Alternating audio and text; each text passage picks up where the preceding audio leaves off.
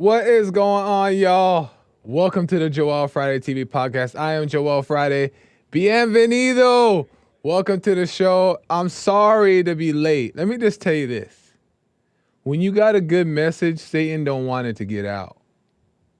I'll tell you that, and I know that for a fact. When you got a good message, Satan don't want it to get out. So he tries all his little spiritual false powers to try to prevent the show from happening, but the show must go on because we got the power of Jesus within that's fighting the battle on our behalf, and we're going to keep it moving. The show must go on. So do me a favor, hit that like button real quick, smack it, lay the smack down on like, subscribe, and share button, tell your peoples about the show so we can get the subscribers up and the message out. You know the deal, help your boy out. Topics to be covered. Today, we're getting into it. Oh, we getting into it today. We're talking about some stuff. A few different things, but we're getting into the good stuff. That word, we're getting into that good word. We're getting into it. So tell your people about the show. You can call in at 888-775-3773 if you'd like to talk about the topics at hand or even any past shows. We can get into it live on air. 888-775-3773. Carver says, trying to blame it on Satan. Typical. He black. Just pointing the blame elsewhere. I know, right? But we had some technical issues that came up out of nowhere, and, we just try to do what we can, but the show must go on. But thanks, Carver, for the super chat right out the gate. Amazing stuff. Let's get right to it. Podcast my last shows on all podcasting platforms, audio only. You know where to find them. Joel Friday TV podcast. So I was watching this show, okay? I was watching this show, and the show was called I won't say what the show is called. But I was watching the show, and it's like this spiritual biblical type of show. And on the show, the guy that was portraying Jesus was talking about salvation, right? And on the show, by the way, what's going on, chat? Instagram chat, hi. YouTube chat, hello. Greetings. Welcome to the show. So the actor portraying Jesus was talking about salvation, and there was this part where Mary Magdalene was formerly known as Lilith. I didn't know that until this show. And she used to be demon possessed, right? She had demons in her, and then Jesus came and cured her of the demons. And she, fell back into her old ways, right? So she was saved and fell back into her old ways, and then she went to Jesus, and Jesus had this crazy response to her guilt and everything that is so deep that kind of shaped my whole show today. So I'm going to get into exactly what that was and how simple and easy it is to understand. And it'll bring guarantee peace and freedom. If you're looking, guarantee you it's going to bring you more peace and more freedom today. But let's lay the groundwork. So I was also thinking where does it start? Okay, so bear with me, chat. So some of you guys know the stories and it makes sense. Bear with me so I can explain it a little bit. And but it still makes sense. So make sure you listen. And for the new people as well, I want to really lay it out as quickly as possible, but as clearly as possible. So I want to first off by saying that how the fall starts and how we're turned away from the God from the very beginning, and how from the very time of birth we're already turned against God. It's the craziest thing. Kids are born, all children, besides Jesus, because he wasn't born from the act of men and women. But all children are born innocent because they know nothing, but they're not pure. And that's a big misconception in the world, that children are so pure. Children are so pure. No, children are not pure. Children are innocent, but not pure. They're born in an impure way. Keep in mind the reason why women bear children is due to the curse from Adam and Eve. So babies come from the woman's womb because of the curse. Before, God was doing it from the dust, and because after the fall, we had to do it that way, right? And now women have it through their stomach, the childbearing pains and all that stuff. It's the cursed way. And when they get into the world, they are born from the curse, right? They're born from the curse because they were made from the curse, right? So when the baby is born, it's already tainted. So the enemy is already working on the child's mind. Okay, from the very beginning, it's all of us. He's already working on the mind. So as the child grows up, and parents don't realize this, but as the child grows up, Satan is constantly right there, just like ready to like lead and guide the child in the wrong direction. And it's our job as parents to lead the child by God within us to the right direction, right? But as we're growing up as children, Satan is constantly on the mind. And what happens is parents then tend to become impatient with their children, get angry at their children, and judge their children, not even really truly realizing the effect they're actually having on the child, right? And what happens is the parents get angry, they lose their cool, and the children feel that. They're feeling that pain, right? They feel that negativity. And Satan is already in the mind telling children, you're no good. Your parents don't even love you. Look, you're a bad kid. He's already in the mind. So once Satan makes you believe that, now you become turned away from God, right? Now you become angry. Now you become just like your parents. They were angry first. They judged you. Now you're judging them. Now you're angry back at them. You're angry at yourself. Satan was there waiting for that opportunity, right? And then what happens as we're growing up is now we're feeling this pain from the anger and the emotions, right? We're feeling this pain. We escape into our imagination as children, right? Our imagination becomes our savior. And our imagination is filled with what? Crazy things. And imagination can be used as a tool for good, meaning like it helps you get certain things done, like with what you do in work, or like when you're having fun with your friends, or whatever the case is, right? But Satan knows that the imagination is a powerful tool. So he likes to get involved in the imagination. And what is the imagination at its core?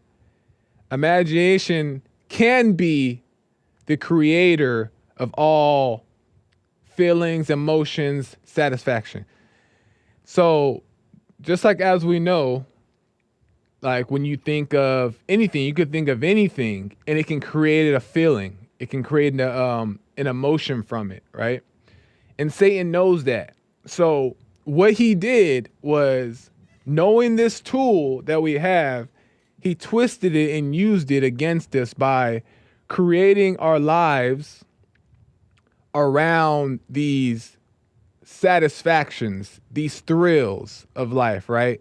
Excitement, happiness, anger, sadness, anxiety, like all these things bring this like thrill, right? Bring these feelings and emotions, right? And they're all evil. They're all set up against us. And he gets us hooked on these thrills, right? Escaping into our imagination so that we're just we just want to stay afloat. So we're just trying to survive. So we become hooked on these thrills only for survival, because when we are feeling bad, when we're feeling this anger or feeling this pain, that satisfaction of the imagination, whether it be drugs, whether it be sex, whether it be this, that, relationships, whatever it is, those give us this sense of feel good, right? Not realizing we're just lacking the love of God, right? Real love. So he hooks us to these thrills in our imagination. And at that point, truth becomes the enemy. It's so crazy how Satan works. It's so crazy how Satan works. Truth now becomes the threat. Why? Because truth has no feeling. Truth has no emotion. Truth is just stillness, quietness, stillness. But it's very, very hard for a person who's hooked on emotions and has all these thrills and chaos in their life to be still, right? Because stillness brings that pain, that boredom. And nobody wants to sit through that because it feels like we're dying. So it's crazy.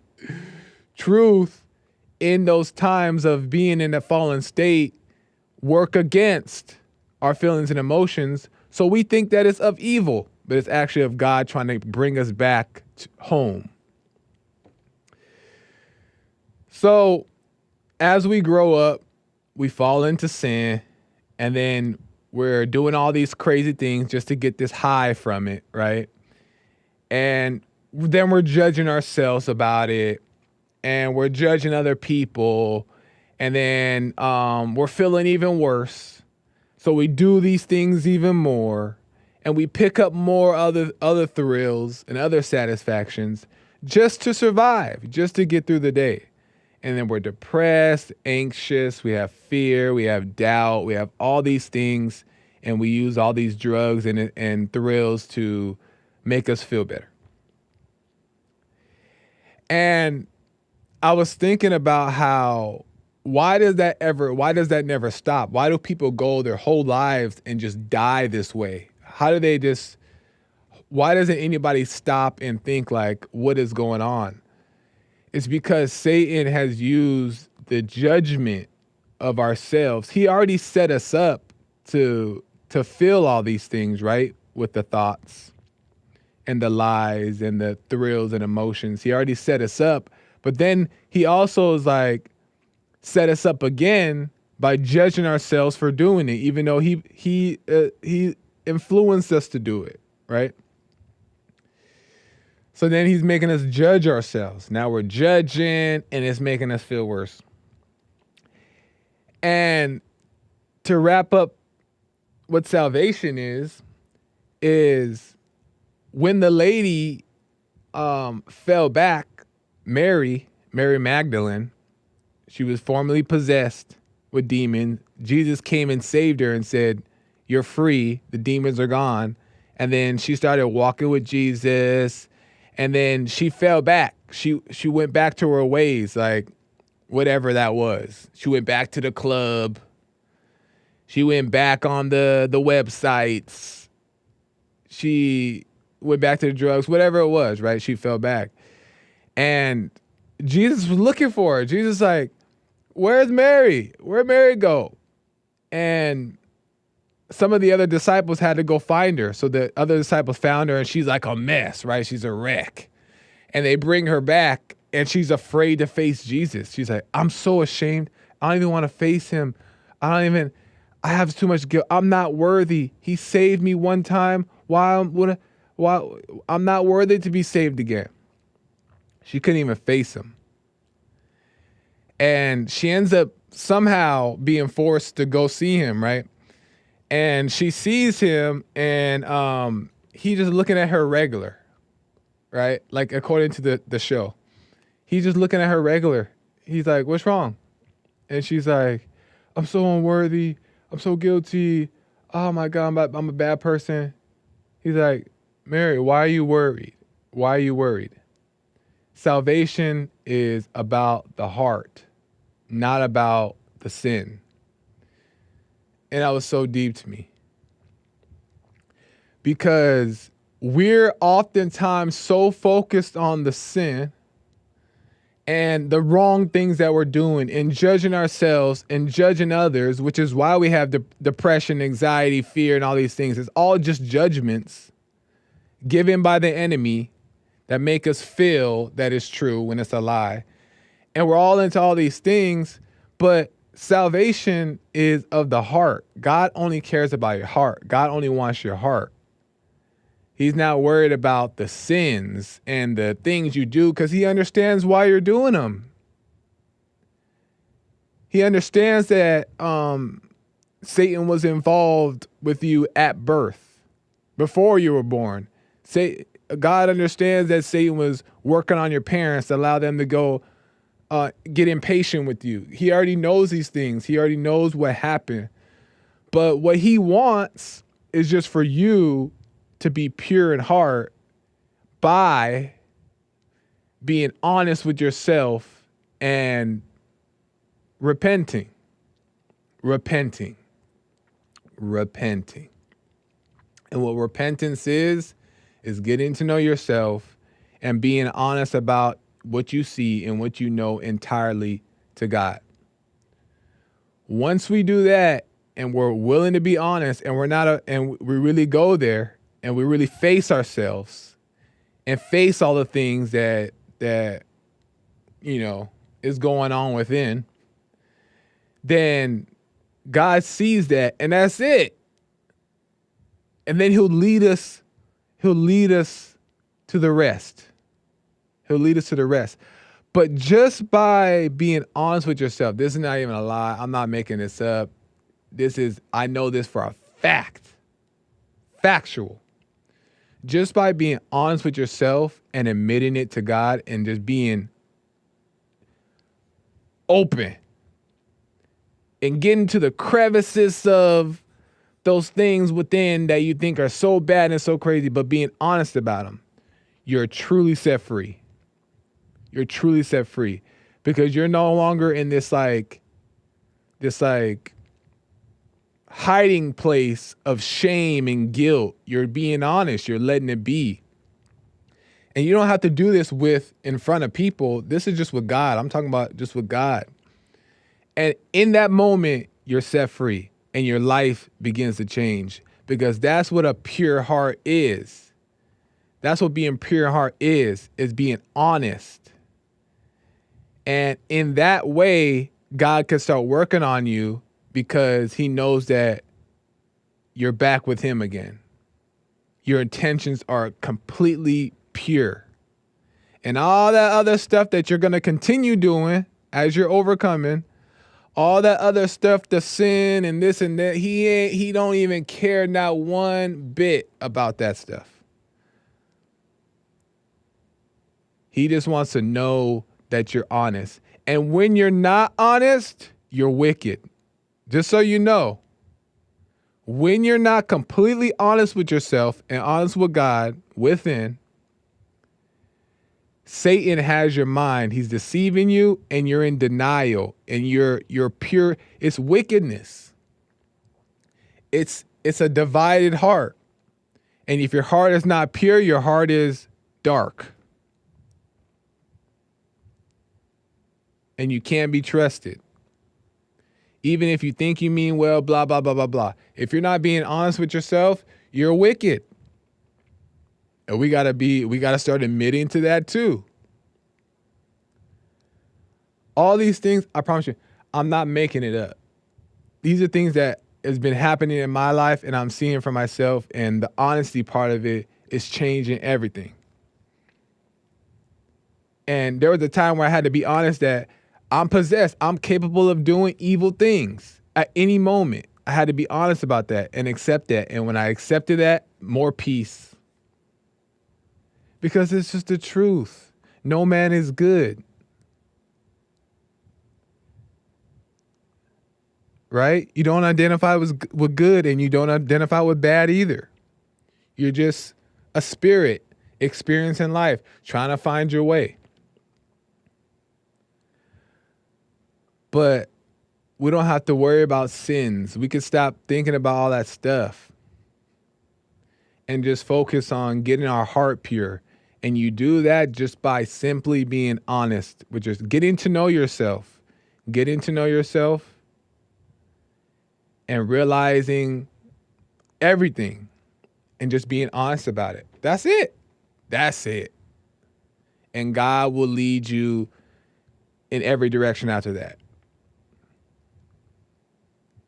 Isn't that amazing? And everything will start to make sense. And then you can properly forgive. You realize you were wrong for hating. Then you go forgive. That your parents were wrong for judging you. And you were wrong for judging them for judging you.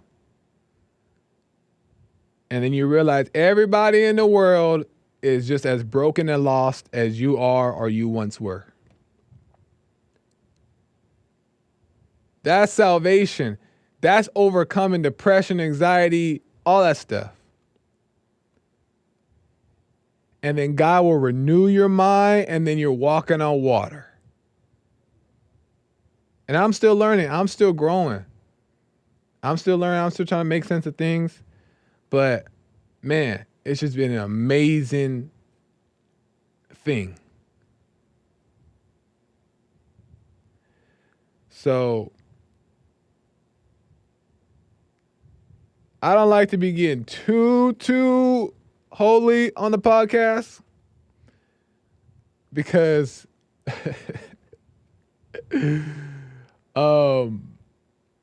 it's not like we're at church, but I had to tell you guys that we had to get into the salvation thing because it was just, it's that we're like as closer to freedom and peace than we think.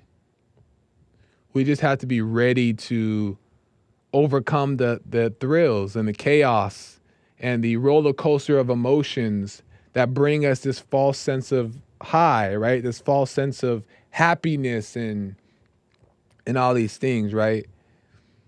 We have to be ready to let those things go because we know, all people know those things don't really bring peace. We're still jacked up and all over the place. But we got to be ready to die to those things and find God truly, which is in the present and in stillness, in silence, in quietness, in the nothing. But the ego has to die to get there. But you got to be committed to die into the ego. Ain't that amazing? Anyway. See, Satan didn't want to let that get out.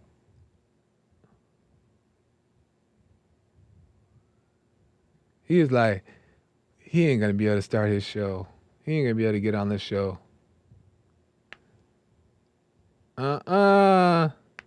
Get behind me, Satan.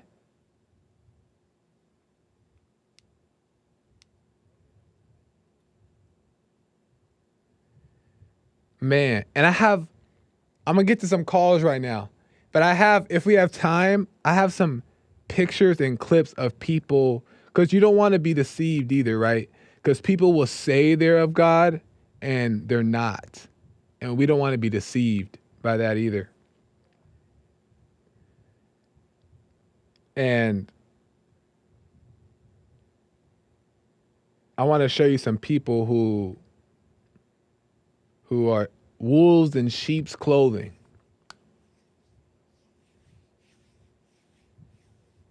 That talk the good game, but they're not really about the life. So let me get to some calls real quick.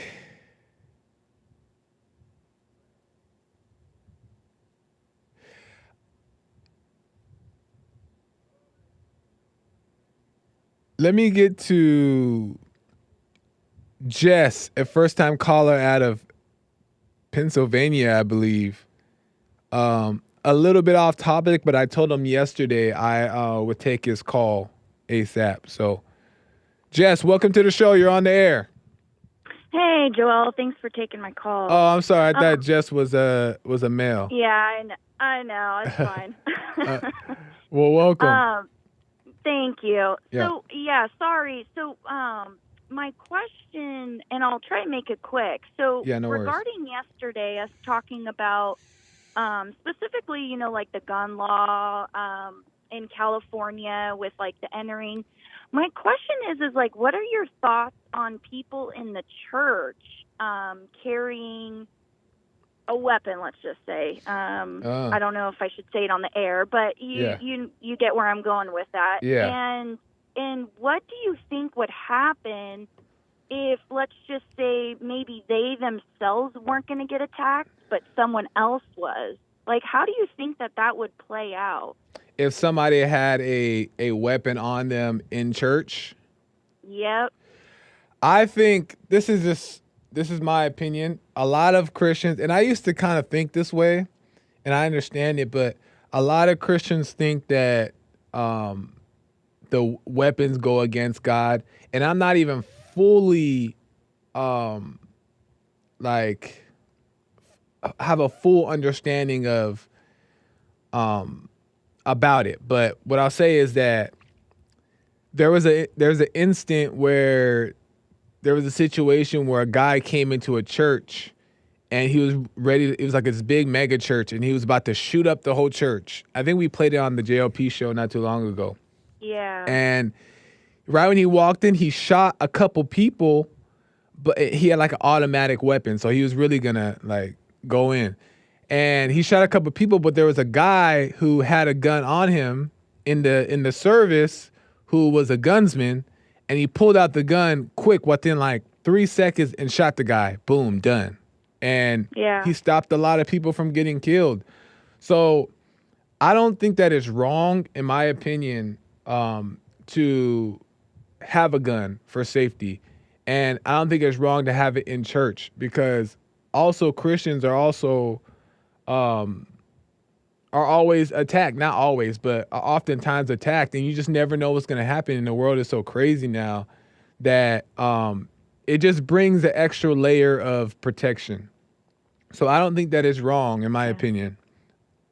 No, and I actually agree. And the reason why, and that's why I tried to get it on yesterday, but I actually had a conversation with someone. I don't really remember why it got brought up, but we were in church, and it was another woman, and she had indicated, like, absolutely matter of fact, that is not acceptable. And I just kind of, I didn't respond, but my first initial was like, I don't agree with that, because I agree with the kind of the thought process that you're basing it off of. Like, to me, they don't just go off. It really does have to depend on the person's heart and the intention.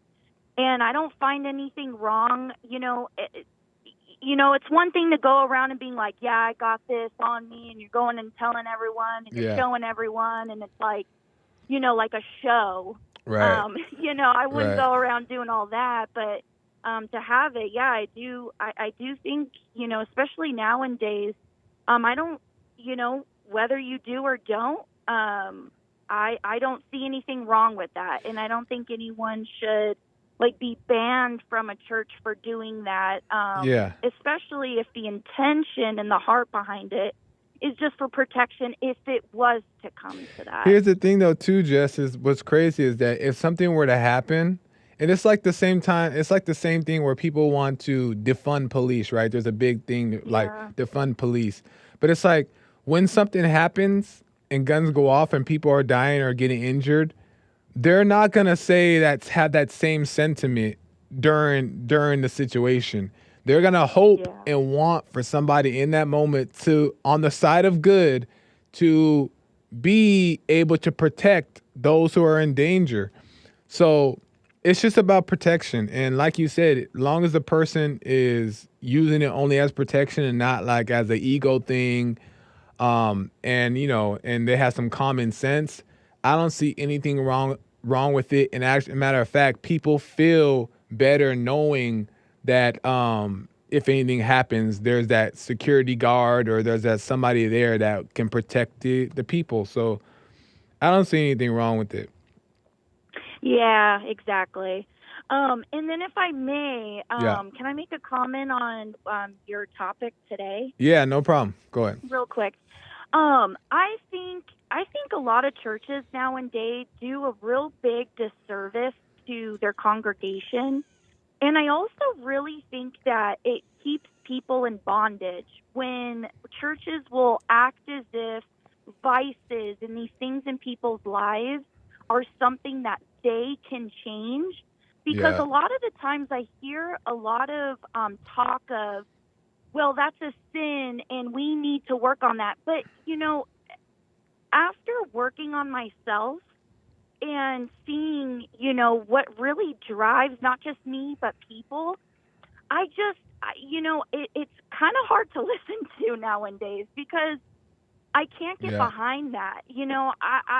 I view it the same, way. It's a vice. Like we ourselves can't do anything outside of God's help.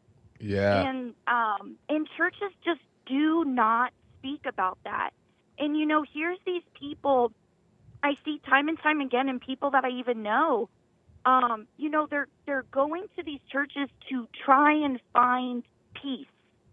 And Yeah. and I know we can't find that in a man basically, but they're trying to get what they think is closer to Yeah, God. exactly. And these people are just sitting here listening to people talk to them that it's kind of like, you're the problem. You need to do this. You need to fix that. And I Yeah. think it's so wrong. And it keeps people in bondage.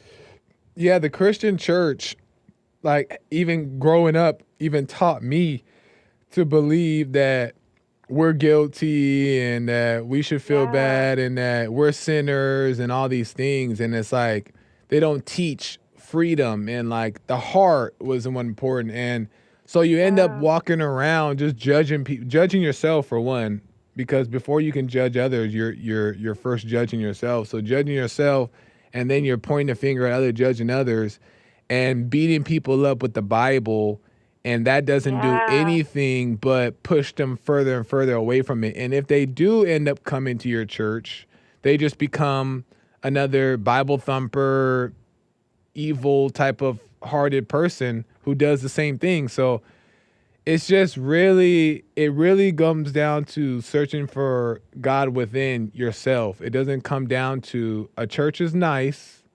Having a pastor or someone you could talk to is nice, but we got to get to know God within. We got to find him within. So we know that we know that we know the truth is the truth. Yeah. No, I totally agree. And it's just like, that's why sometimes, it's hard to even enter into my local church, nearby me, because it's just the stuff that they speak, it's just empty. Yeah. It's Yeah. just, they've got nothing else to lean on but what they know from the word. Yeah, exactly. Because they've had no actual change of heart. Maybe they think they have, but I think a lot of it's just like this fake nicey nice. Yeah. It's all just this fake, and no one's willing to call anyone out. Yeah. No one's, and I mean, when I say call out, I mean like in love. Exactly. Like, no condemnation, but that you see it, and yeah, it's rough. Yeah. My whole thing now is just trying to fellowship in a way that I can, but even with taking some time away from the local church, people's reaction to you. What I've seen in my own life is the different reactions I've gotten from people. Yeah. As if I'm moving farther away from God because I'm not physically in that church. I just find Yeah. that really wild. Oh Like the yeah, concept. that's a huge thing, and that's also a red flag to me when people say like, "Oh, well, do you go to church?" And I know they mean well, but Yes. it's not that church is bad, but it's like that's not the definition of Christianity. That's not the definition of God. Or people will say, "Do you read the Bible?" these things are not like the standard. What's the standard is that if you, like you said, you go within and you really get to know him, get to know yourself, realize who you are, and not all this denial and pretend stuff. Like I bring my Bible every day to church. I highlight it. All those stuff is just like an act, Yep. pretending to Yep. be something that it's not. So 100%, Jess, I appreciate your input on that. Yeah, thank you. Yeah, that's all I had. So yeah, thanks again for taking the time to talk with me about that. Yeah, I just, you know, I know we can't like hold these churches up, but I Yeah. just really wish that there was an awakening within the Yeah. church. Just with the leaders and all Yeah. of that stuff. It's just a mess. I think, and I want to make one last point. I think that if Christians overcome fear, I think the fear is the issue. If Christians overcome fear, then they'll be able to stand up to the false versions of all these things out there and correct with love, like you said, be of love and correct these things and be honest about it, so then people can start recognizing it and following the right path. So we got to overcome fear, Absolutely. and it has to start with us. But I appreciate it, Jess. Call me Yeah, again. thank you. Yeah, for sure. Thanks again. All right, no problem. Bye. Nice. Let me move the calls because we're running out of time. But good call from Jess.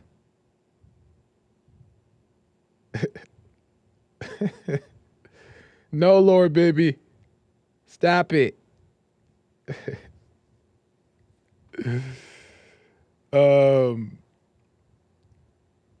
Let me get a Brendan, first time caller out of Toronto, Canada. Brendan, you know Drake? Not yet. How's it going, man? Not too bad, man. How are you? Pretty good, pretty good. Good. This morning I was listening to the Showdown thing that Nick had, you and James and I think JLP, you guys were like talking about weakness and things like that. Yeah. Many months ago. And it's been on my mind for a while.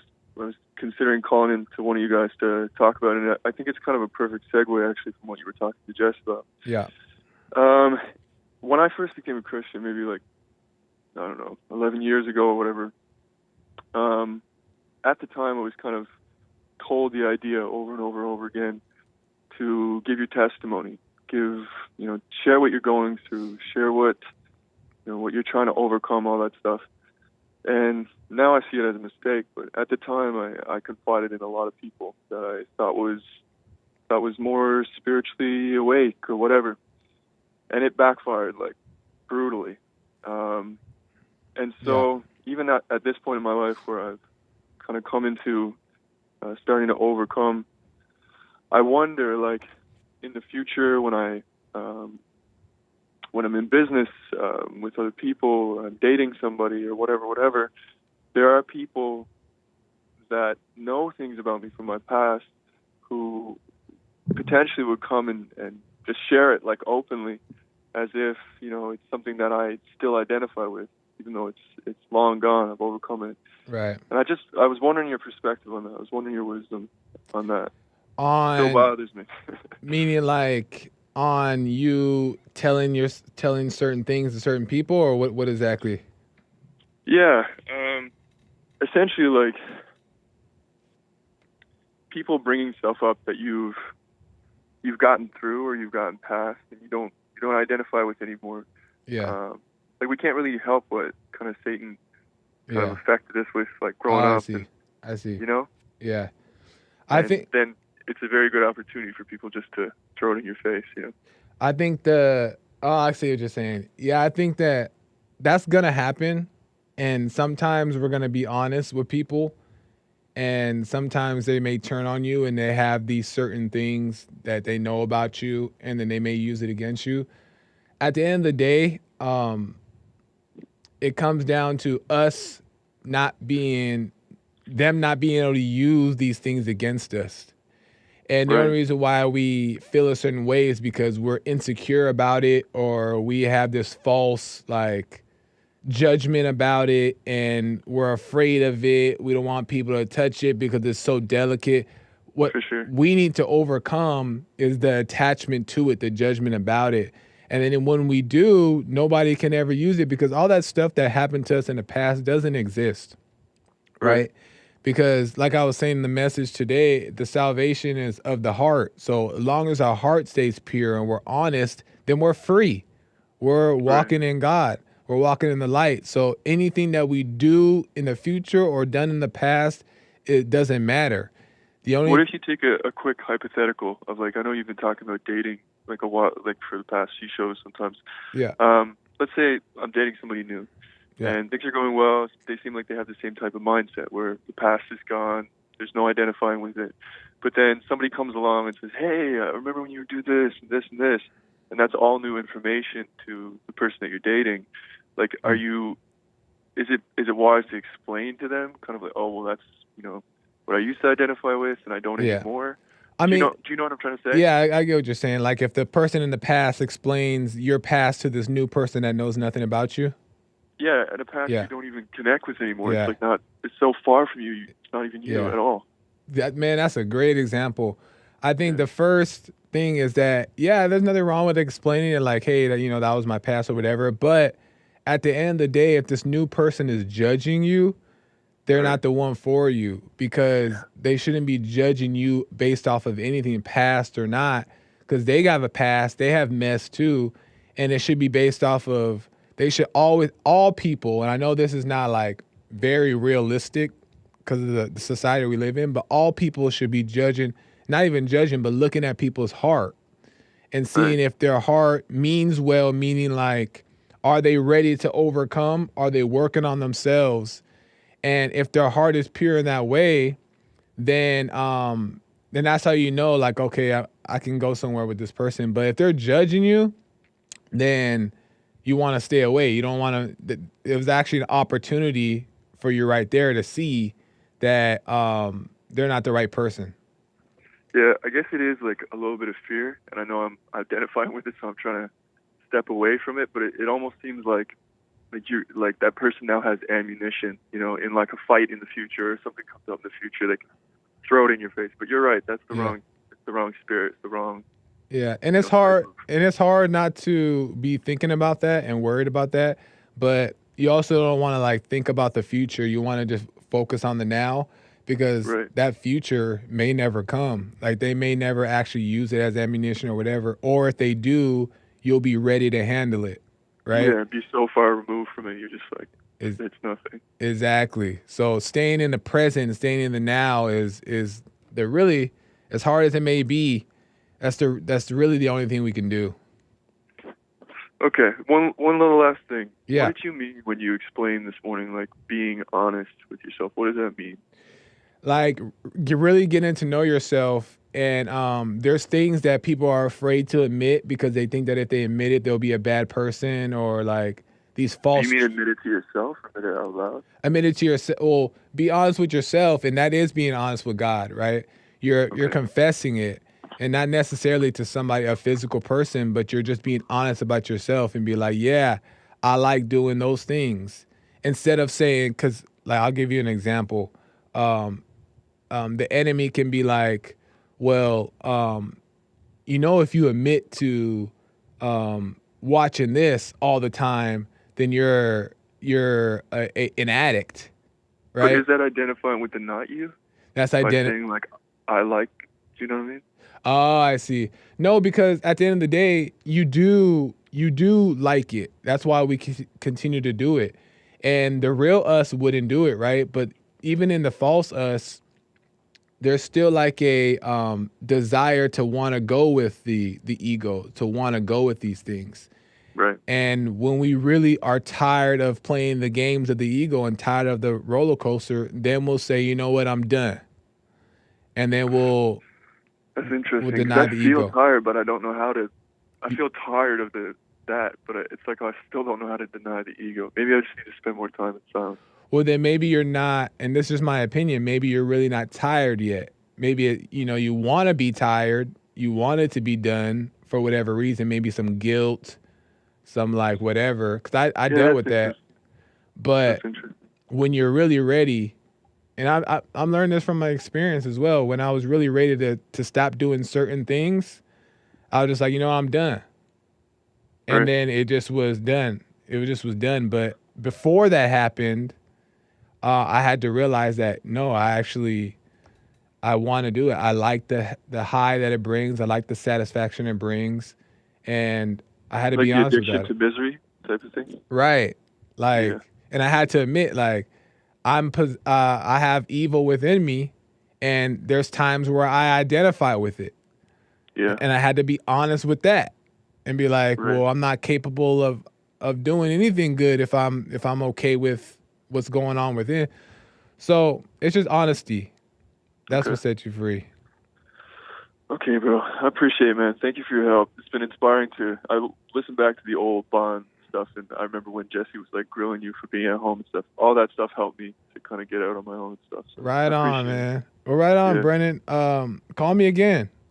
I will. Hopefully next time I'll know Drake. Right on, man. All right. Have a good one. You too. Thank you. Man, I gotta end. I didn't even get to tell you the wolves in sheep's clothing, but that's okay.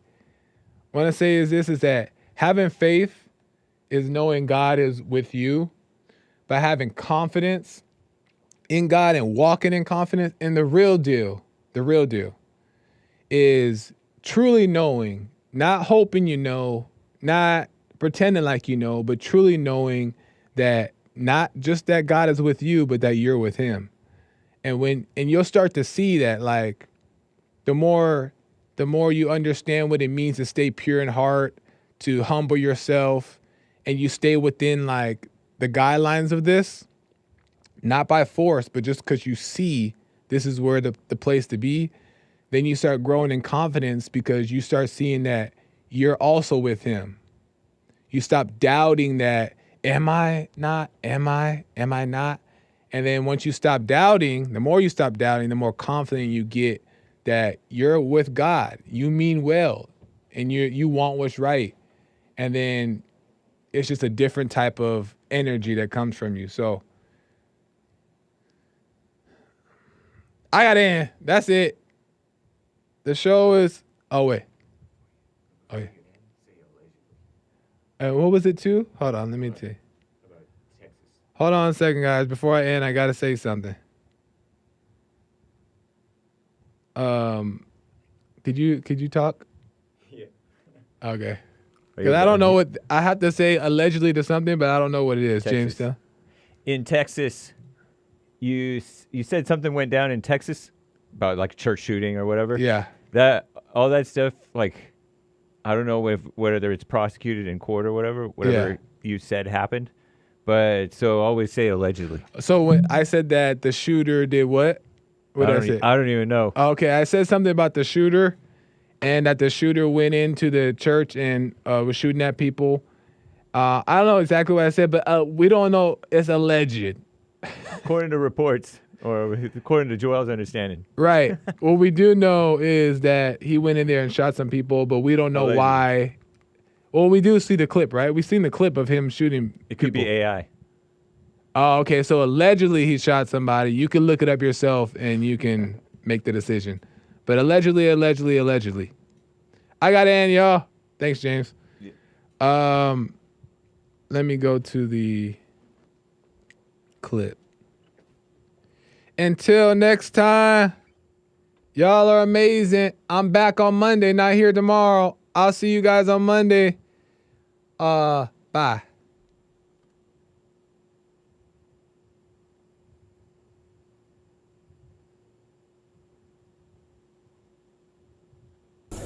I have been listening to.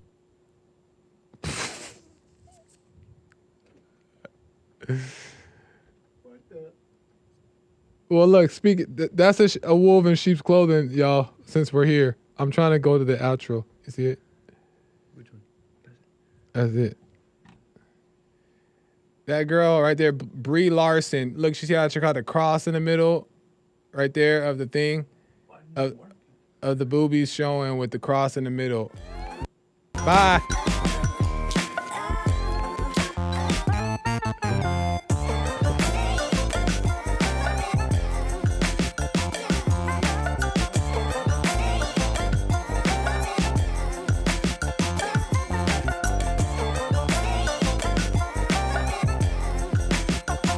Robot Joel.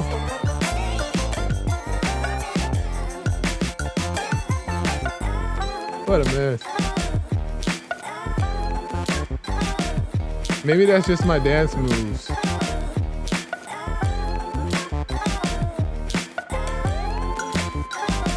Anyways, bye y'all. American Anchor Baby coming in.